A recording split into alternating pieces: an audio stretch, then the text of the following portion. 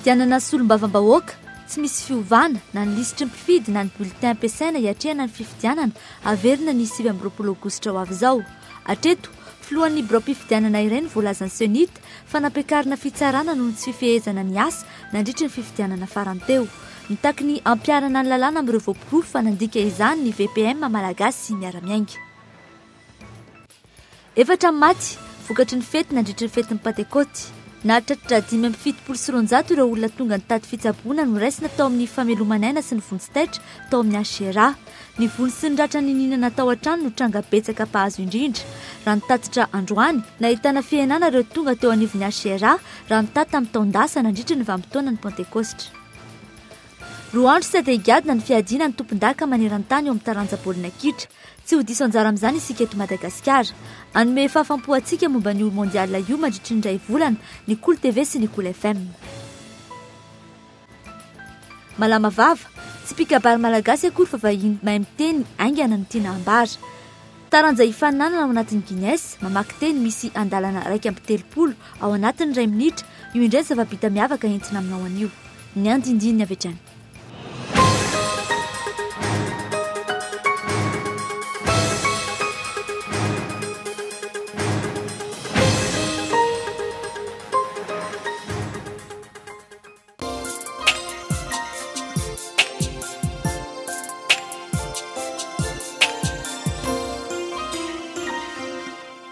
Senia Saada, Groupe Colina, des Mercantiles Assurances avancent et deviennent Saham Assurance.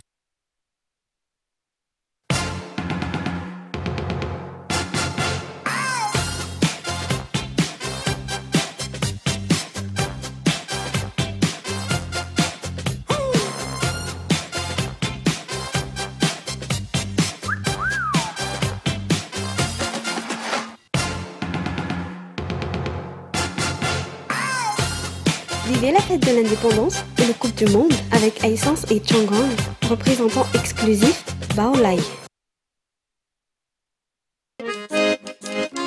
Amizay fa raiky tsara ela ny anjasa tenisa any an'ity tulilo volililo bandy Cyril ao Antsahamanitra ala 12 jona amin'ny telona olo Cyril sy ny folongony da atora be ny tsara olga etsetsetsetra ry bandy sy tahakaka tulilo volililo ty sovalina voatira zany tatika lesarety de tonga fa hijery fiety. Sponsor BKG, Comadis, Média Officiel, Dreamin, Partenaire, Titandrazan, RDJ, ASM Radio, Cool TV, Mamicom. Un événement One Vision. Tongolo voatetika, miavaka kotomila, paty, ampio sardine Annie.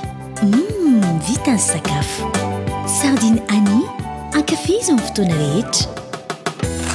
Mofo mikarepoka, tetika voatabia, ampio sardine Annie.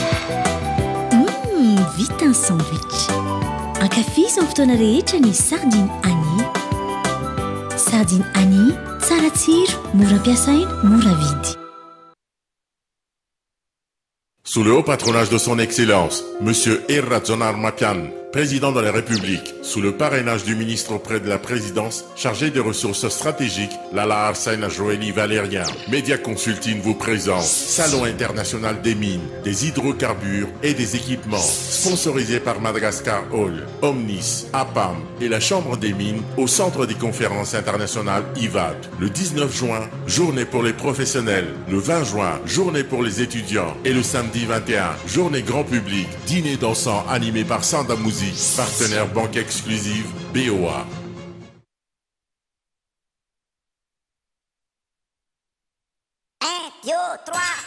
Fantatro fa en formula satria mampiasa formula madio ery zato nifiny la satria borosina amin'ny formula tiary misy vaovao mahasoa mahafinaritra zato amilay zay mividy formula roa dia mahazo borosy nify ray maimaim-pona fianao nga ahoana ie tena maimaim-pony araroty a tsy isan'andro io fa voafetra ihany le fotoana mandehana takeden'izao a hiazaka zao eny amin'ny mpivarotra mahazatra anao makaroa amin'ny dentifrice dia mahazo ray amin'le borosy nify formula. Senia Saada, Groupe Colina, des Mercantiles Assurances avancent et deviennent Saham Assurance.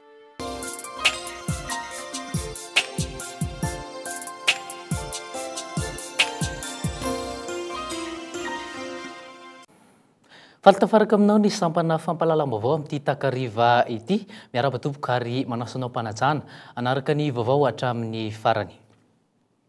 Eo amin'ny pejy politika avy hatrany dia higadona antanindrazana rampitso amin'ny 3 sy sasany maraina ny filohan'ny Repoblika Hery Rajaonarimampianina rehefa avy nivahiny tany Israel nandritra ny 4 andro.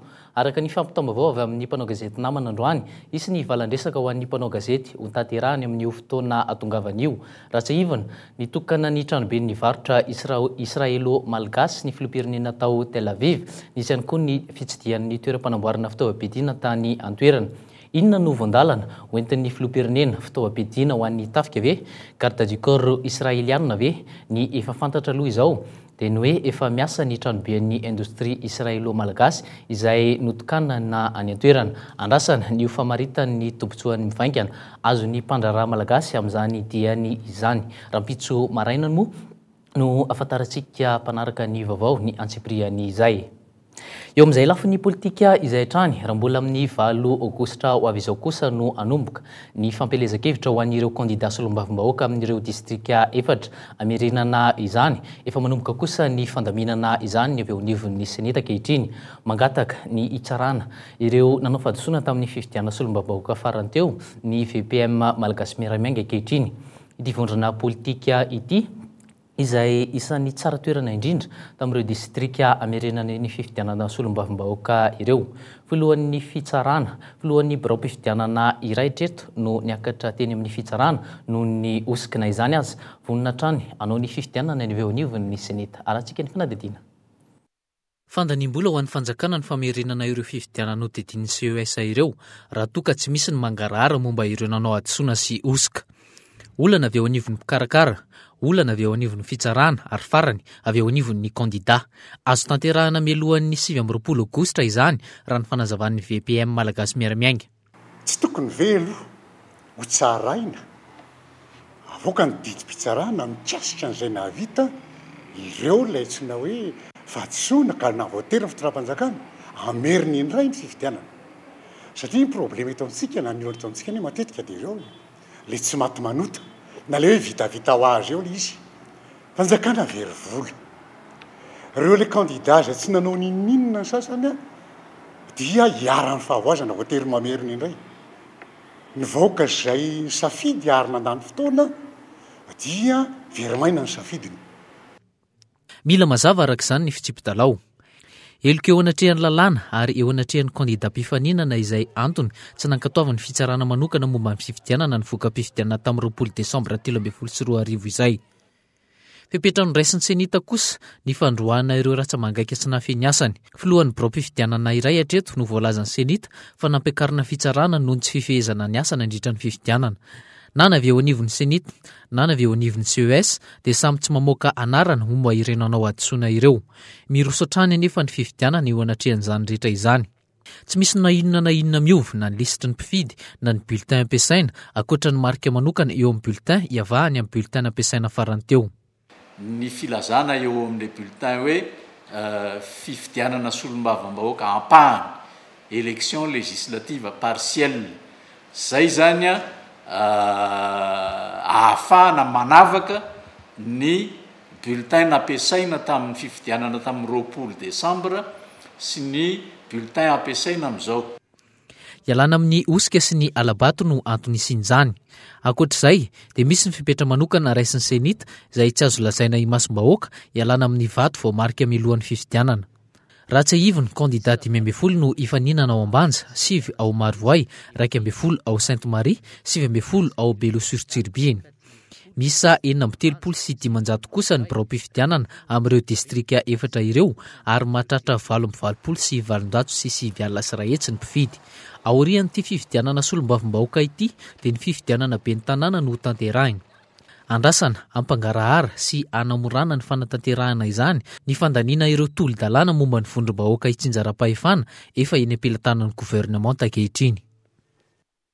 Makasika hatrany izay toedra raha-politika izay dia ny lalàna mihitsy no mbola tsy ahafahana mametraka ny vondrona mpanohitra, mbola tsy misy aloha hatreto ny didim-pitondrana mametra mazava ny fehim-potoana farany hametrahan'ireo antoko-mpanohitra ny antota taratasiny. Malona ny toedra raha misy momba ireo mpanohitra ireo ary dia nivoaka tamin'ny fahanginany rehefa tsy tafirina nandritra ny fotoana ela ireo antoko lehibe tahaka ny Arima. Arahantsika ny fanadidina miaraka amin'ny Erinirina Arabary. Raha ampitahina amin'ny lojika any amin'ny fireneny rehetra mandala ny demokrasia, azo ambara fa lesoka lehibe ho an'i Madagasikara hatreto ny tsy fisian'ny mpanohitra. Na dia maro loko aza ny hevitra eny amin'ny antenimieram-pirenena. 5 volana ty aoriana andraisan'ny filoha Rajaonarimampianina herin'ny fitondrana, tsy mbola misy mpanohitra hatreto eny anivon'ny antenimieram-pirenena. Tsy mbola nipetraka ny tena adi-hevitra marina momba ny politika mpanjakana tao anatin'ny 5 andro nanombohan'ny fivoriana ara-potoana ny antenimieram-pirenena. Tsy ao anatin'ny antenimieram-pirenena ireo mpanohitra milazalaza anarana ankehitriny. Olana eo amin'ny resaka fampiarana ny lalàna no kileman'ny fitondrana Rajaonarimampianina, hoy ny avy ao amin'ny antoko Arema. Lalàna no mamaritra zany dia io lalàna io tsy maintsy misy didim-panjakana koa manatanteraka an'izany. Le didim-panjakana zany veriko fa tsy maintsy ampiariny ministerany atany zany ahafahany indrindra hoe inona avy ny tokony atao. Satria raha toa anao ka manao fanoherana tsy manaraka izay lalàna mety zavatra hafa no vokany fa tsy araka le tadiavina. Za dia mpanohatra ny fahantrana, mpanohatra ny tsiralina ary mpanohatra ny zavatra tsy mety rehetra. Fa za kosa dia manohana ny fanjakana tsara tantana ny ady amin'ny kolikoly. Izy ary no hitarika ny mpanohitra. Rahoviana no hijoro ny atoko mpanohitra ara-dalàna arak'izay voafaritra nalapan'ny renana. Tsy mbola misy valiny izany, ny zava-misy tsy eken'ny rehetra na ara-drariny na ara-dalàna ireo milaza ho mpanohitra mijoro ankehitriny. Mifanipaka ny kady sy hazona ny toeran'ny filoha lefitra fahafito eny Tsimbazaza. Tsy fantatra hoe fa efa naviaiza fa efa nafidy izay filohan' ireo atoko 5 ny vondrona ho mpanohitra. Isan-kilany kosa ny ekipany Lalatiana Ravilolomanana izay tsy mankasitraka ny fitsanganany io vondrona atoko mpanohitra io. Manoloana ny fikorontanan'ireo samy milaza azy ho mpanohitra ireo, nanambarany teo anivon'ny ministeran'ny atitany fa mbola tsy misy ny didim-pitondrana mamaritra ny fikatonan'ny fanaterana ireo atota taratasy. Dia ireo eninareo zany raha ny lalàna amin'izao tsy mbola mamela azy hiteny hoe zahay ny lohany, satria mbola tsy mivoaka hoe ohatranaiza moa zany ny fomba anendreny amin'izany, ary tsy mivoaka amin'ity texte ty ihany koa hoe oviana amin'ny farana ny fandraisanay zany ny dossier apetraka ireo opposition. Hatreto mbola miandry ny rehetra ny voahany izay didim-panjakana mametra ny daty fanaterana ny atota taratasan'ireo antoko politika mpanohitra ireo izay. Tsy ahivina ihany koa fa enina ireo antoko politika nanatra ny atota taratasy mampanohitra azy hatreto fa tsy 5 araka ny vaovao re amin'izao fotoana izao. Eo amin'ny pejy toekarena kosa indray ny 12 ny malagasy ihany hatreto no mampiasa herinaratra, 7 ny eto an-drenivohitra ary 4.9 ny any ambanivohitra. Ialana amin'ny olana fatapahan'ny jiro sy ny tsy fampin'ny herinaratra eto amintsika ary dia misy ny atrikasa atao izay iarahana amin'ireo solitena avy amin'ny banky iraisam-pirenena. Tanjona amin'izany ny tsy hisian'ny fatapahan-jiro ary koa ny anomezana fahafaham-po ireo mpanjifa herinaratra na eto an-drenivohitra izany na any ambanivohitra. Arahantsika ny fanadidina iarahana amin'ny Gaëtan Andretsalavo. Telo lehibe no dinina miaraka amin'ireo solitenan'ny banky iraisam-pirenena etsy amin'ny ministeran'ny angovo mandritra ny 10 andro. Ho fanavaozana ny politika mpanjakana momba ny fampiasana angovo, ho fanitsina ny fitsipika sy ny lalàna ary koa famaritana ireo asa maika eo anivon'ny orinasa jirama sy ireo sehatra mampiasa herinaratra amin'ny ankapobeny. Mbola maro anefa ny toerana azo hitrandrana herinaratra eto amintsika ary tsy voatery ampiasa solika toy ny ataon'ny jirama izany. 20 isan-jato ny filan'ny jirama isan'andro dia solika. Raha ohatra ka manao barage tsika dia efa mampiena aloha zay. Dia zay no tokony amafisina mba ahatonga ny jirama afaka miaina kokoa, afaka mahazo tombony kokoa. Fa zay dia hitatsika amin'izay fa tsy mitarika. Raha zay fotsiny tsy mitarika n'ilay fitsondrotan'ny jiro zay avara zay. Tsy mitarika mihitsy. Fa hafa indray raha ohatra ka miakatra ny solika, mbola mitady solika atsika dia tsy maintsy hiakatra eo. Mampiasa solika avokoa ny 20 ny fitaovana ampiasain'ny jirama ho entina matsiana herinaratra eto amintsika. Raha ny zava-misy ankehitriny 7 ny mponina an-drenivohitra no mampiasa herinaratra ary 4 isanjato kosa ny any ambany vohitra.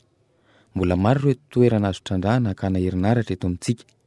Tetika hananganana barazy, ifehezana ny rivotra sy ny masoandro hivadika ao angovo, ary amaritana ny fomba fampiasa ny tetibola hoentina miatrika izany no antony ity fivoriana ity.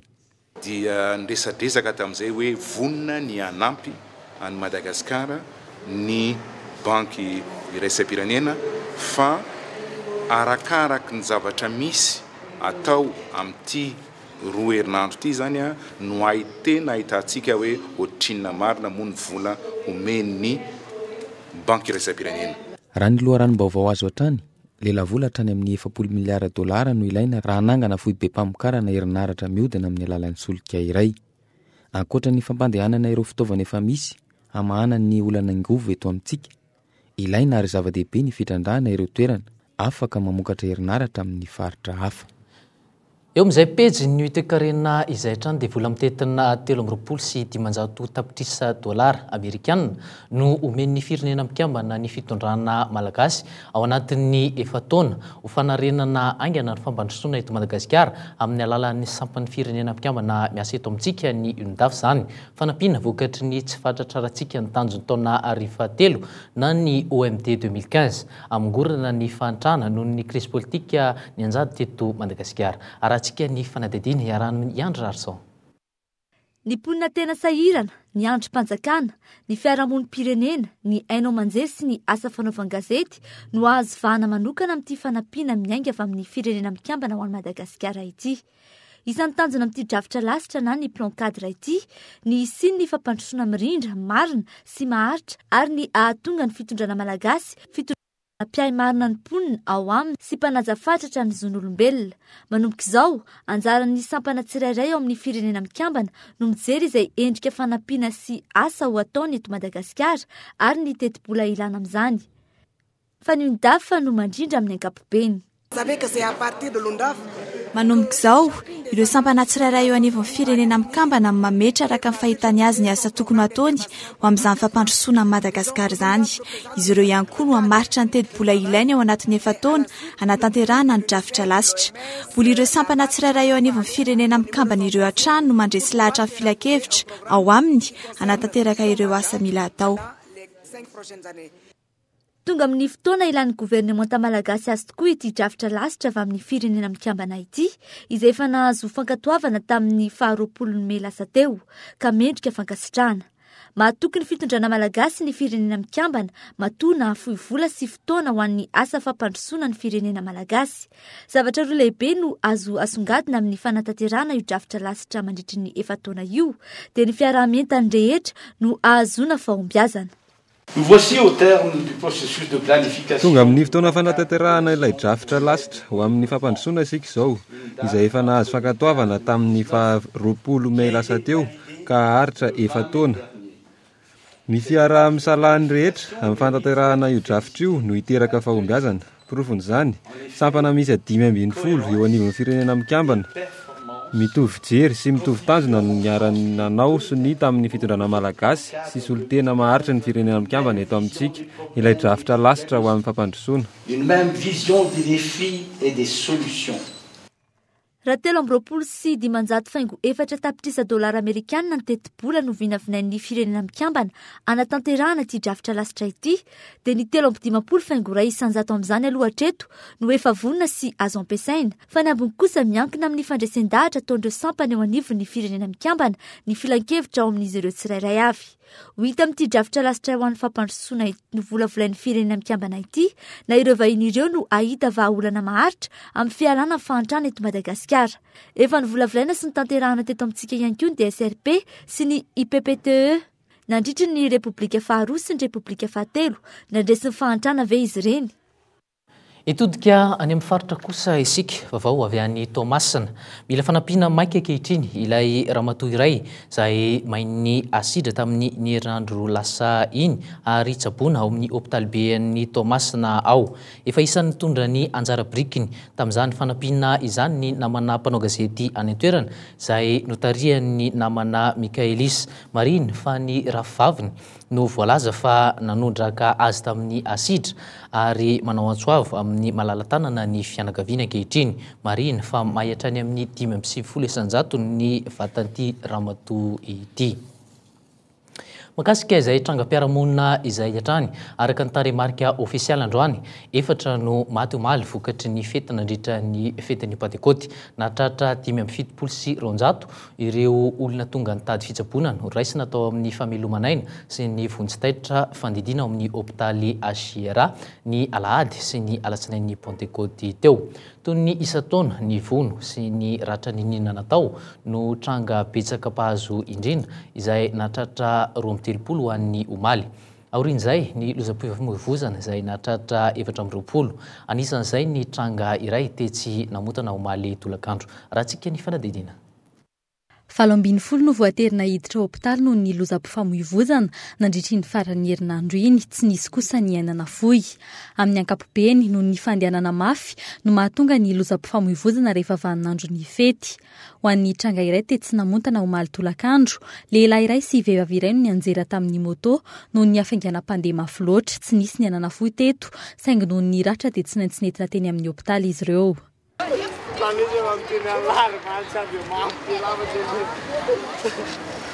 Ny etom-boa zany nandeha mafy be le moto dia le tomobile zany avy aty arinany dia efa nialana azy dia mbola nisososy ihany izy dia zay no navoa azy teo. Teo anivon'ny Asiera manokana nahatratra 720 no nahazo fitsaboana raha 520 no voatery notanana hôpitaly teo amin'ny sampana vonjitaitra fandidiana manokana. Lehilahy iray 420 taona no fantatra fa maty voatsatokantsy teo amin'ny tratrany. Teo amin'ny sampana famelomanaina kosa nahatratra 3 no maty raha 930 no tonga nitady fitsaboana, miisa 4 no tonga teo amin'ny sampanio noho ny fisotroana zava-pisotro mahamamo diso tafahoatra raha iray no saika hamony tena. Nisy ihany koa ny tranga fanapozinana ra-tsakafo. Ny fanapozinana ra-tsakafo nisy anankefatra. Reo anankefatra reo dia voalaza fa mihinana mayonnaise. Ka le mayonnaise efa tamin'ny zoma izy nihinana fa Alahady izy vao nanatona ny hôpitaly. Nahitana fiainana kosa nefa ireo tonga teo anivon'ny Asiera raha mitamin'ny tamin'ny Tondasa nandritry ny vanim-potoana ny Pentecoste. Raha nahatratra 720 izany ho an'ny taona 324, tsy nisy afa-tsy 720 kosa izany tamin'ity taona ity. Eo amin'izay trangam-piarahamonina izay hatrany nitranganana aitrano ny orinasa lehibe iray mpikirakira azo teny Mandrosoa Ivato omaly. Tamin'ny 4 ora maraina no nanomboka ny firetana azafady raha tamin'ny 9 izy ireo vao niantson'ny mpamonjy vonina. Camion citerne 3 araka izany vao nafeny afo. Fipohan'ny milina iray tao amin'ny orinasa io no natonga ny afo raha nambaran'ny loharanom-baovao Marim-potitra iray. Tsy nanaiky ny idiran'ny mpanao gazety teny an-toerana kosa ny tompon'ny orinasa anangonana vaovao misimisy kokoa momba izay firetana izay. Raha tsy ivana, ray volana lasa izay no nitrangana famaizana ny trano fivarotakazo tao amin'ny tsena n'Andrianjaka. Eo amin'ny pejany sosialy kosa indray dia isan'ny vaovao lehibe eran-tany anomboka amin'ity herinandro ity ny fiadinan'ny amboara eran-tany amin'ny lalao baolina kitra na ny mondial 2014. Tsy ho diso anjara amin'izany isika mpanaraka ny Cool FM sy ny Cool TV. Tanan-dehibe 140 no andray ny lalao, miisa 420 atao any toerana mandritra ny iray volana. Hofitintsika vetivety ireo lalao ireo. Izy ihany koa ny fanazavana entin'ny tompon'andraikitra iray eto amin'ny Cool momba ny fomba entin'ny Cool TV zany sy ny Cool FM anomezana fahafapo atsika momba n'io mondial io mandritra ny iray volana. Famotinana araha oviatrany. Tanan-dehibe 140 no andray anjara ny mondial ao Brésil. Ny 9 Desambra 2024 no atao tany Costa do Sauípe anandrefan'ny Brésil ny atsapaka izay namaritana ny vondrona valo izay nizarana andreo ekipa pirenena 2 izay mandray anjara amin'ity dingana famaranana ity. Firenena Afrikanina 5 ahitana ny Ghana, Nigeria, Côte d'Ivoire, Cameroun ary Algérie. Firenena any Amerika Avaratra sy afovoany ary Karaiba 4 ahitana ny États-Unis, Costa Rica, Honduras ary Mexique. Firenena 9 kosa avy any Amerika Atsimo ahitana ny Argentine, Brésil, Chili, Colombie, Équateur ary Uruguay. 4 ihany koa ny firenena aziatika indray anjara amin'izany ahitana ny Korea Atsimo, Iran, Australie ary Japon. Ireo firenena avy amin'ny kontinanta Eoropeana no be indrindra 13 izy ireo ahitana ny Allemagne, Angleterre, Belgique, Bosnie-Herzégovine, Croatie, Espagne, France, Grèce, Italie, Pays-Bas, Portugal, Russie ary Suisse. Manomboka ny alakamisy izao amin'ny 10 alina any Brésil, izany hoe amin'ny 2 ora maraina eto Madagasikara, ny lalao fanokafana ny mondial 2024 izay ihaonany Brésil, Papetrano sy Croatie. Ao aorianan'io, lalao 27 no ifandimby hatramin'ny 20 jona ho avy izao, izay anombohan'ny lalao ampavalin-dalana. No ireo ora ireo izay anahirana ny petit baolina kitra eto Madagasikara, dia misy ny rindran-damina manokana apetraka entina ampitinana sy ampitanana vaovao rehetra momba ity fiadiana ny amboara iran-tany ity eto amin'ny kolo. Ny Coupe du Monde moa eto amin'ny Kolo TV izay fanambary fa andro vitsivitsy izay dia ny hoe fanarana amin'ny vatana aloha voalohany indrindra ny Coupe du Monde ny lalao 420 izy ireo zany eto amin'ny Kolo FM zany manomboka ny 12 volana jona ho avy izao.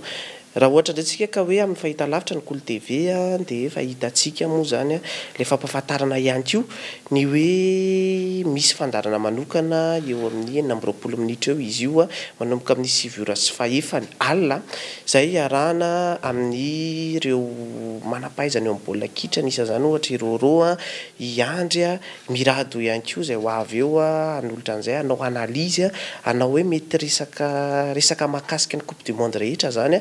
Cameroun no anokatra lalao ho an'ny ekipa afrikana 10 manao mondial. Ny zoma 13 jona izao izy ireo no ihaonan'ny Mexique. Ny alahady kosa i Côte d'Ivoire vao ifandona amin'ny Japon. I Iran kosa no ifandona amin'ny Nigeria amin'ny alatsinainy 19 jona. I Belgique no ifandona amin'ny Algérie amin'ny talata 17 jona. Amin'ny fotoana ihany koa no ifandona ny Ghana sy États-Unis. Lalao telo isan'andro no mandeha amin'ny fiadiana ny amboara eran-tany ny baolina kitra ity amin'ny kapobeny, amin'ny 12 ora alina, amin'ny 2 ora maraina ary amin'ny 3 ora maraina eto Madagasikara no mandeha mivantana ireo lalao rehetra ireo. Lalao 10 no amin'ireo 14 atao ato anatin'indray volana no atrehitsika hatramin'ny alahady 15 jona ho avy izao. Ireto avy izy ireo. Ny alakamisy i Brésil ihaona amin'ny Croatie, ny zoma 13 jona i Meksika ihaona amin'ny Cameroun ary Espagne ihaona amin'ny Pays-Bas ny sabotsy. I Chili fampitana amin'ny Australie ary Colombie fampitana amin'ny Grèce. Arahin'ny fihaonan'ny Uruguay sy Costa Rica. Ny alahady indray lalao lehibe 4 be izao no iarahantsika.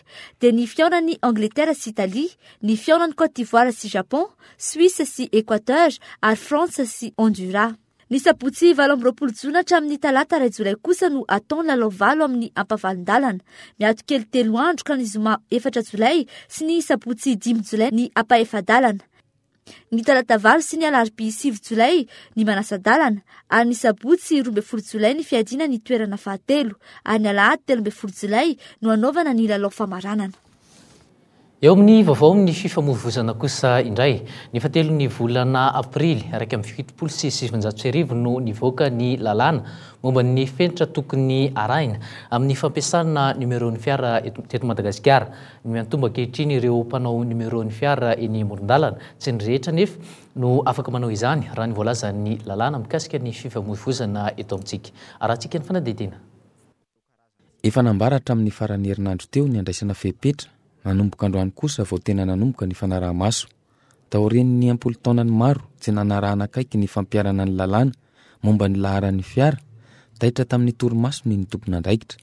Antony, be loatra ny fiara mandositra rehefa avy nandona olona. Ao ihany koa ireo fiara izay tsy mazava intsony ny laharana ka mampanano sarotra ny fanaraha-maso. Mazava sy mahitsy ny fampiarana azy raha ny fanazavana azo ary isy sazy entitra raisina ho an'ireo izay tsy manaja izany. Misy abeany soratra fa voafetra ao anatin'ny code de la route, misy elanelan'ny soratra fa voafetra ao anatin'ny code de la route dia manaraka izay. Ny lalàna dia miatra, rehefa tsy manaraka an'io anao aty amin'ny visite technique dia inapte, soloana ny plaque d'immatriculation. Misy koa le contrôle inopiné izay ataonao any an-dalana, eny an-dalambe izay manao fisafona tampoka. Rehefa tratra eny koa ianao dia voasitonao ny papier-nao, raha tsy voasoronao le plaque-nao, tsy azonao mihitsy le papier. Voararan'ny lalàna ny soramandry sy ny loko hafa eo amin'ireny takelaka ireny, na sary saina io, na sary ny firenena iray, na ihany koa sary hafa. Raha ny zava-misy amin'izao fotoana, mbola ho sarotra ny famerenana indray ireo fiara ampiasa ity takelaka manara-dalàna ity noho ny fitomboan'ny isan'ny fiara eto amintsika. ankoatra ireo fiara fampiasan'ny manam-pahefana sy ireo maso vivoahiny eto amintsika mainty ny lokon'ny takelaka ary fotsy ny lokon'ny soratra ary tokony hanaraka ny refo voatondry ihany koa izany ao amin'ny fiara tsirairay avy. Androany ny tokony hatra ny fanazazina ireo fiara manana numero tsy manara-dalàna manerana ny nosy. Raha ny loharanom-baovao azo avy eny anivon'ny polisy-pirenena fiverenana amin'ny ara-dalàna no antony hanaovana izany eto amintsika. Ny ao anatin'io plaque io zany dia tokony misy groupe de chiffres na le hoe isa zany efatra farafahabeany ary misy groupe de lettres roa ka hatramin'ny telo arakaraky ny centre misy azy na le hoe province zay nytenentsika taloha. Ny fond an'le plaque ny fond dia noir mainty, ny soratra kosa dia blanc na fotsy. Izay zany ny plaque azo ekena amin'ny resaka fiarakodia. Tsy izay rehetra mahay manoratra araka izany no afaka manao takelaka fampiasa amin'ny fiara. Tsy maintsy mahazo fankatoavana amin'ny fanjakana ireo orinasa madinika mpanao izany. Plaque réflectorisée izany hoe mamerina hazavana rehefa tarafin'ny jiro amin'ny alina no tokony ampiasaina, ankoatra ireo fepetra takiana ireo. Akon'ny fety omaly alatsinain'ny Pentecote samy nanana ny nandanin'ny tontolo andro ny mponina teto Andrenivohitra. Amin'ny ankapobeny efa nomanina ny fandaniana tamin'izany na eo amin'ny sakafo izany na tamin'ny fialamboly. Marobe ihany koa ireo hetsika azo ny safidianana. Arahantsika ny andindininy. Ho an'ny manana ny ampy amanetsiny ny vola omanina ny atrehana ny fety ny alatsinain'ny Pentecoste omaly fa malifaliana ny ankohonana no tanjona amin'ny ankapobeny.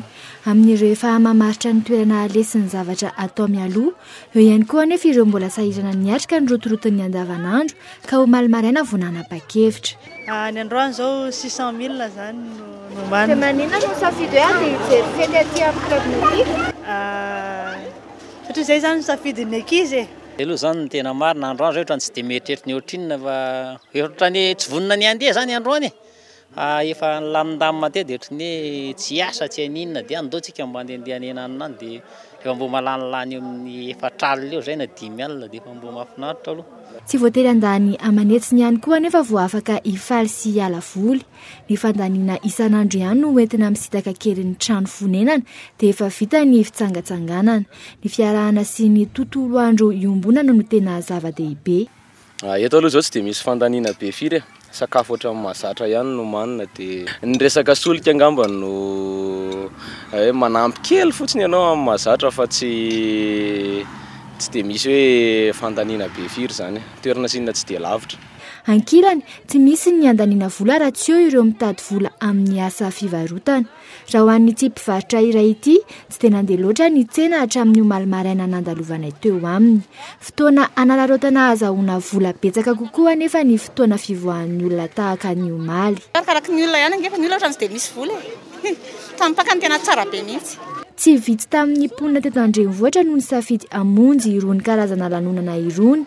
Saika feno hipoka avokoa ny toerana fandraisana fampisehoana teto Antananarivo sy ny manodidina omaly, club nautique, Antsonjobe, Imertsiatosika, Bevalala. Fa ho an'ny teto Antsonjobe manokana, Black Nadia, Ratsoamianakavy, Jean Aimé, Tsilivo ary Stéphanie no nampifaly ireo vahoaka anarivo ny tonga teto. Tena nampiavaka anazy zany le irako farany le tsy vahaolana satria raha vao mirana tsy vahaolana dia efa hitako hoe anatin'ny ambiansa daholo ny namadinika na ny atontono na ny efa lehibe na etsetretra. Mbola mitohy mifety amin'ity volana jona ity saika mbola ilana hoety manana avokoa. Ny alahady ho avy izao dia efa mila fanomanana ny fanomezana ho an'ny fetin'ny ray. Mbola fandaniana ihany koa ny famalifaliana ny ankizy amin'ny fetin'ny fahaleovantena. Ao anatin'izay akon'ny fety izay hatrany dia arahanao ao anatin'ity fanadihadiana manaraka ity ny akon'ny fahasairana ny mponina izay ao anatin'ireto sary nangony ny mpanao gazety ireto. Arao avy hatrany ara.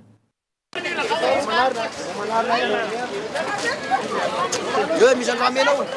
Ndao. Andramena le vaso. Andramena. Andramena. Le vaso andramena. Andramena.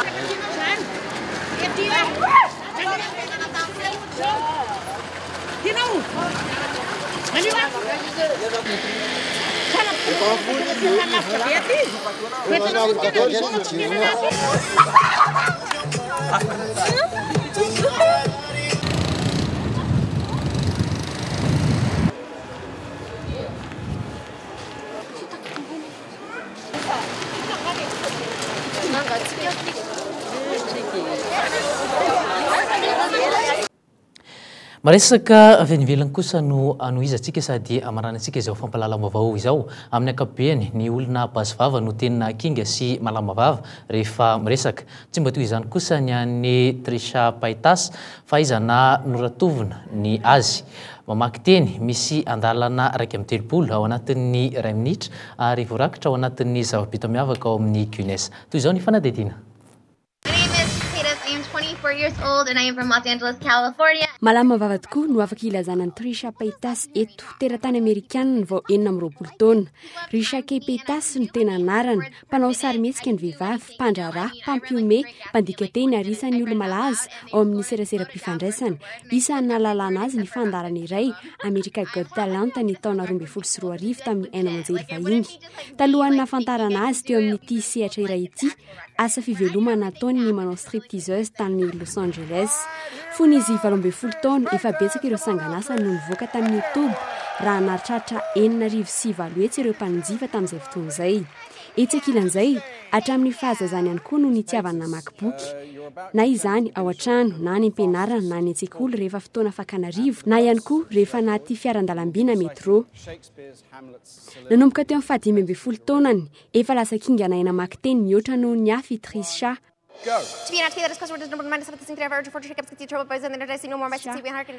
Tsy nisy na dia zanatsoratra iray aza na reny soratra latsaka eto. Tapitra voatonona avokoa ny abity 4 isy tao anatin'ny fehezanteny misy andalana raiky amin'ny 30. Tsy sakana ho azy ny mampiasa ny teknôlôjia avolenta vao maika mampitombo ny fahaizany azy izany. Azo ianarana tsara ny toy izao indrindra amin'izao fotoana katoky ny lalao mondial 2024 any Brezila izao. Eny anivon'ny onjam-peo na ny fahitalavitra ireo mpitantara baolina kitra mivantana no isan'ny sangana amin'ny fitenenana aingana toy izao, toy ny any Trisha izao. Voatantara amin'ny antsipiri ny akony lalao rehetra eo ambony kianja. Raha teny malagasy no atao tahaka izao sady tsotra ny mora izany saingy ilana fitandremana ny fanononana mba tsy isian'ny litera latsaka na miova ka anova ny hevitra ny fehezanteny sasana. Na everina fa tsy dia mahagaga loatra azy ity vitany teratany Amerikana iray ity, ny keny Guinness ho zava-bita miavaka izany. Toy ny mazatra dia ny fandaharana almanaka sy ny tanànantsika no arahinao aoriana izao fampalalam-baovao amin'ny fiteny malagasy izao. Ny sampana fampalalam-baovao kosa dia manome fotoananao amin'ny valora sasany izany hoe rehefa avy eo izany ny fampalalam-baovao amin'ny fiteny frantsay. Dia iny ihany koa tompolasy tompoko vavy no manakatona ny fampalalam-baovao tamin'ity takariva ity isaorany ianao nanaraka izany hatramin'ny farany veloma tompoko.